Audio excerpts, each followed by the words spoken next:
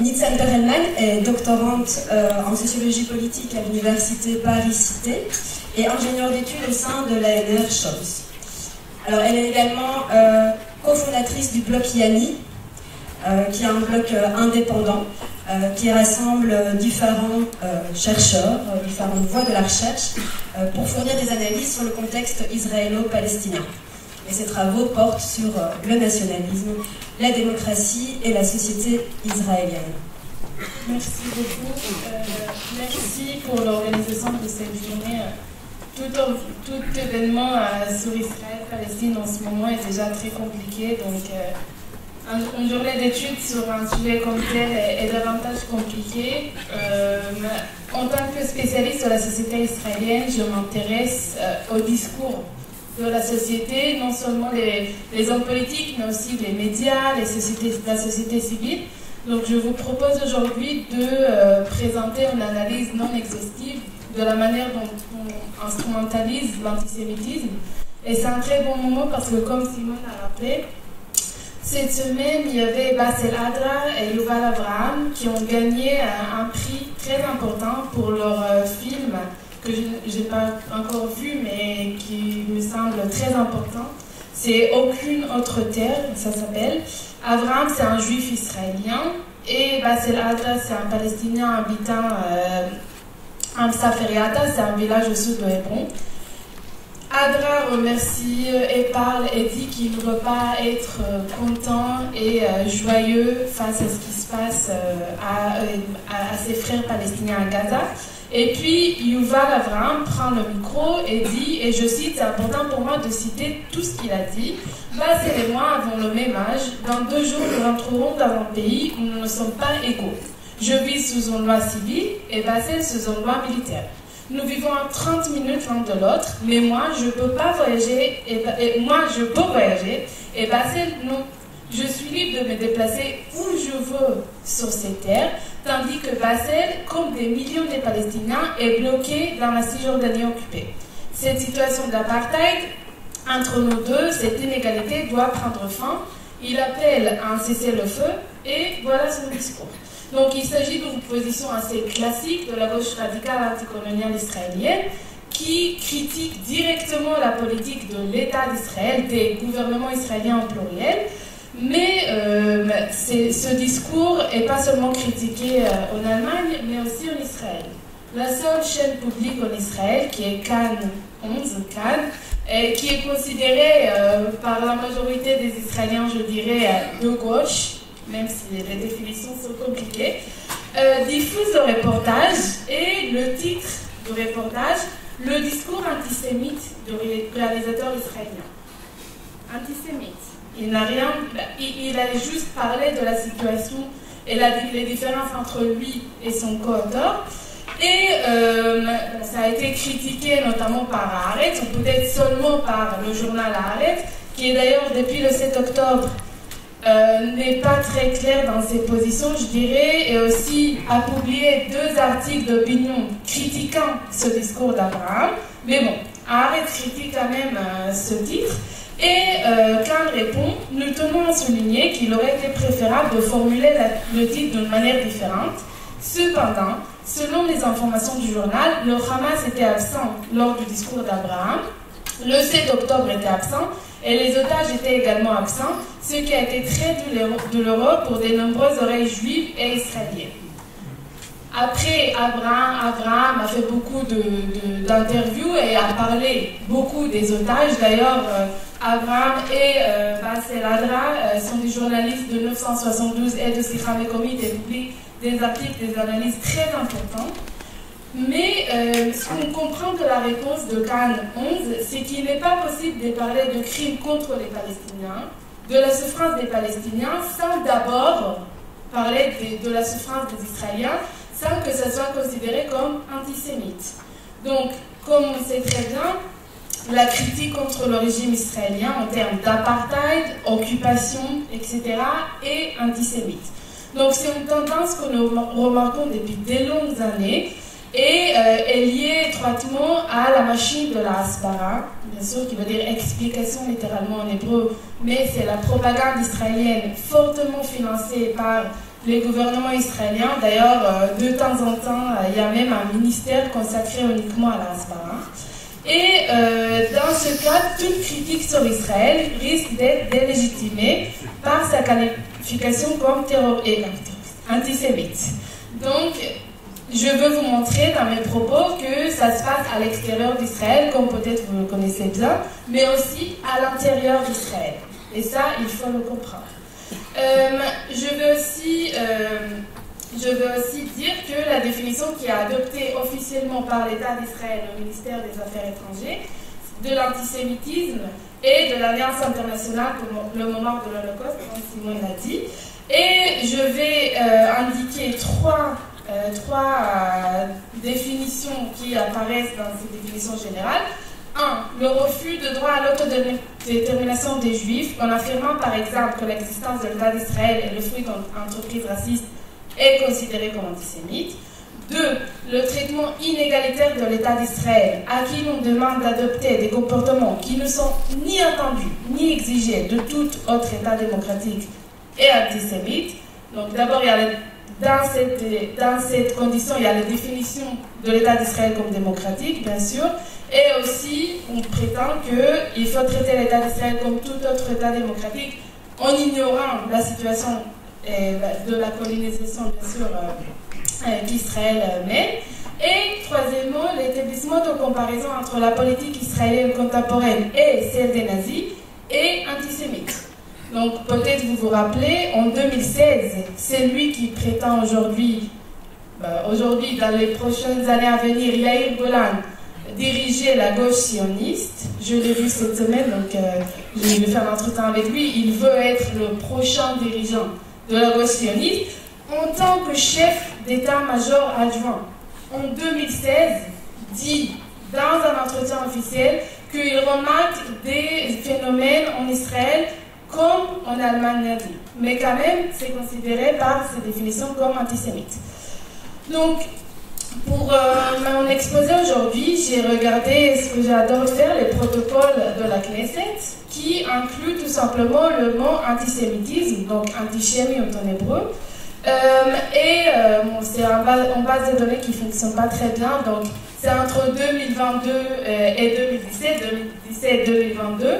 Je me suis dit heureusement parce que comme ça on va montrer que bien sûr c'était aussi avant le 7 octobre cette instrumentalisation de l'antisémitisme. Et j'ai trouvé 3 éléments généraux et 2 éléments particuliers. Et je vais commencer par les éléments généraux. Premièrement, et ça c'est aussi le sujet dont on va beaucoup parler, j'imagine, cette journée, antisionisme égale antisémitisme. Donc il y a même en Israël, dans les séances parlementaires, un argument plus profond, c'est que non seulement si tu es antisioniste, tu es antisémite, mais même si tu prétends simplement critiquer Israël, tu te déguises, beaucoup de monde utilise le mot se déguiser, juste pour propager des propos antisémites. C'est-à-dire, toute critique contre Israël doit être suspect d'être en effet antisémite. Donc, par exemple, j'ai trouvé une citation de Uzi Dayan, membre du Likoud, qui dit « L'antisémitisme continue, mais prend un nouveau visage. L'antisémitisme moderne se déguise en critique légitime d'Israël. Quand il y aura des critiques légitimes concernant la Syrie, l'Iran, alors je serai prêt à envisager également les critiques sur Israël. Si ce n'est pas le cas, c'est une forme d'antisémitisme. » Voilà son argument.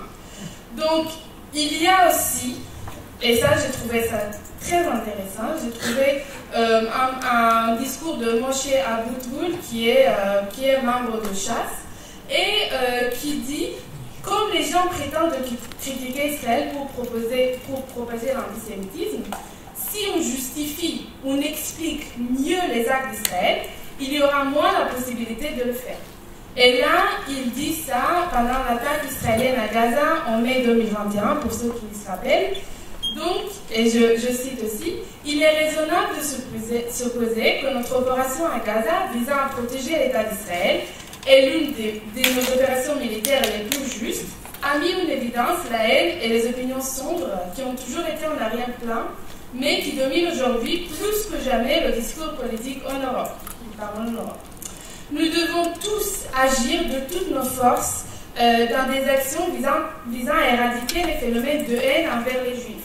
Mais écoutez comment il va lutter contre donc, la haine vers les Juifs. Cela inclut la justification complète des actions israéliennes à Gaza.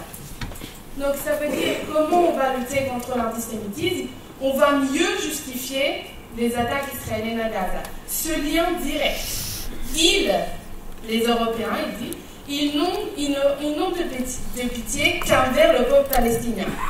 Il faut faire un effort de la Hasbara. C'est le rôle de l'État de réduire l'antisémitisme. Un lien très intéressant. Et troisièmement, comme je vous ai dit, j'ai analysé les discours de 2017 en 2022. Ceux qui connaissent bien la situation d'Israël savent qu'en juillet 2018, il y a la loi sur l'État-nation qui est promulguée. Dans cette loi sur l'État-nation, il y a une clause qui parle justement du rôle de l'État d'Israël de protéger les Juifs de la diaspora. Ce qui fait un lien direct entre l'État d'Israël et les Juifs, comme si tous les Juifs de la diaspora devaient être protégés, sont sous la responsabilité de l'État d'Israël. Et voilà ce lien direct qui apparaît dans les discours au Parlement.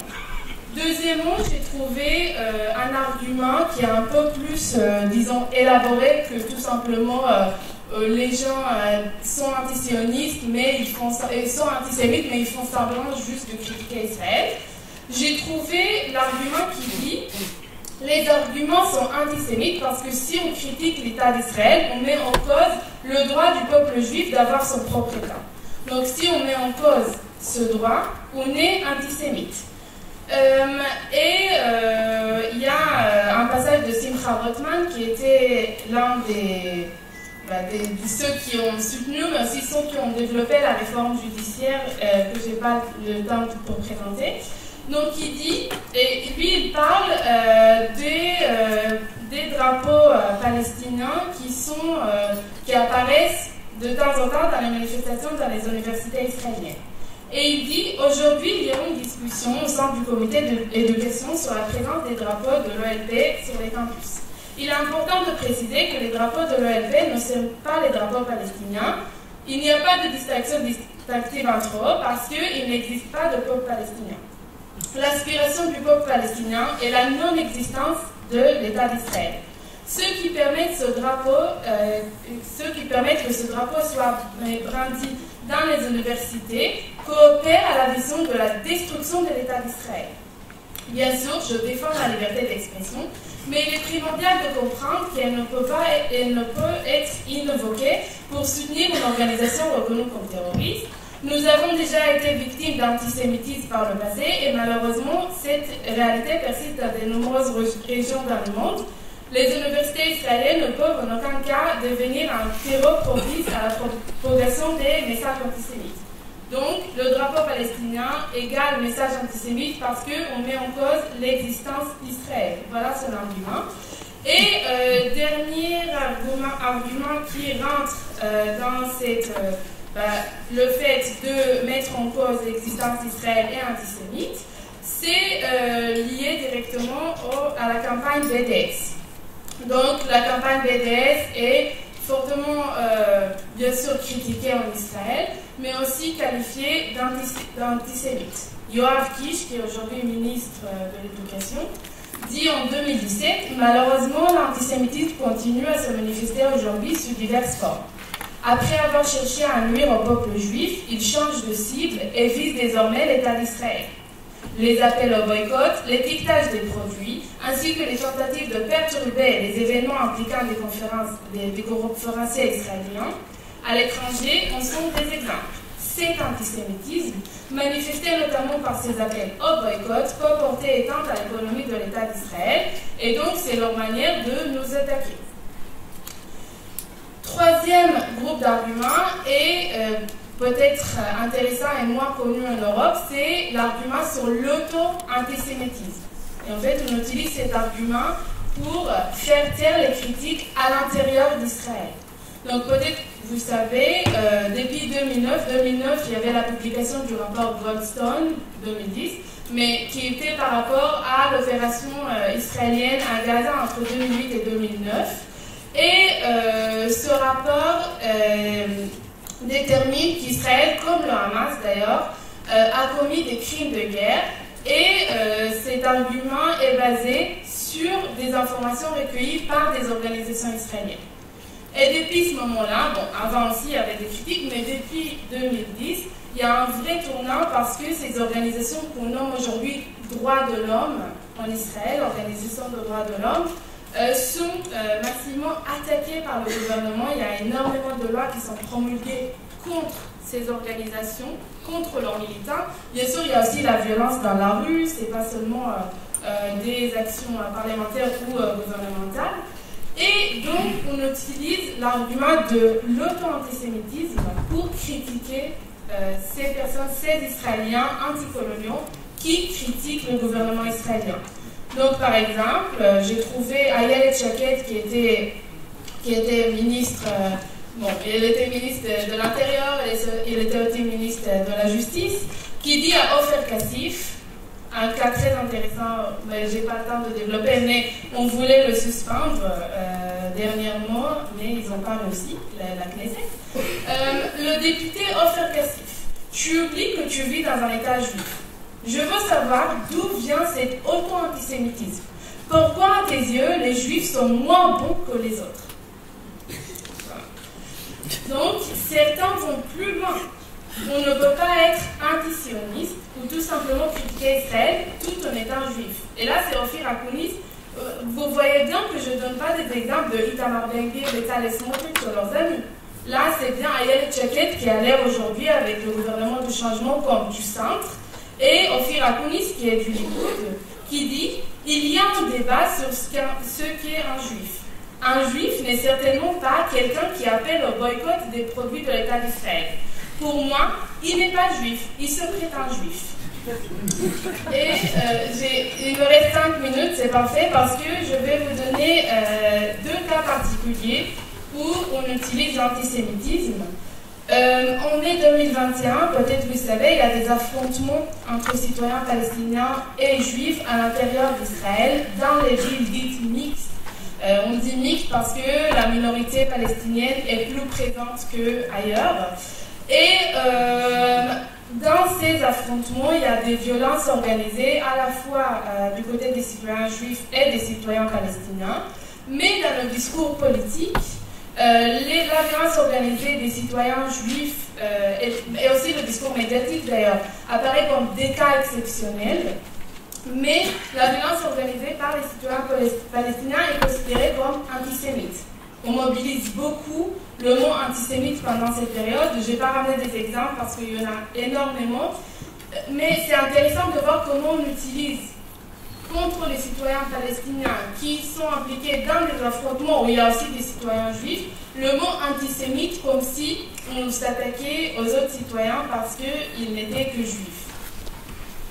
Deuxième exemple, et ça c'est important pour moi de préciser parce que je pense que personne vraiment parle de ce phénomène, surtout pas en Europe, c'est la haine contre les ultra-orthodoxes. Donc aujourd'hui, on voit une vraie forme d'antisémitisme contre les ultra-orthodoxes en Israël, bien sûr par les juifs israéliens. Il y a Lieberman, il y a aussi Tommy Lapid, le père de Yair Lapid, aujourd'hui à l'opposition. Mais il y a une haine très importante envers les ultra-orthodoxes et j'ai trouvé énormément de protocoles où les députés ultra-orthodoxes parlent de la haine contre eux comme une vraie forme d'antisémitisme. Donc je ne suis pas spécialiste du sujet, mais de plus en plus il paraît que la vraie forme d'antisémitisme qui existe aujourd'hui en Israël est celle envers les ultra-orthodoxes. Bon, après, on peut dire, ok, tout le monde est fâché parce qu'ils ne font pas l'armée, tout le monde est fâché parce qu'ils étudient et on leur donne beaucoup d'argent, mais ça dépasse ces simples arguments et ils vivent au quotidien la haine dans les rues, de la part des juifs, dans les bus, Donc, c'est intéressant de savoir qu'il existe cette forme d'antisémitisme à l'intérieur d'Israël, juif contre juif. Donc, je vais conclure.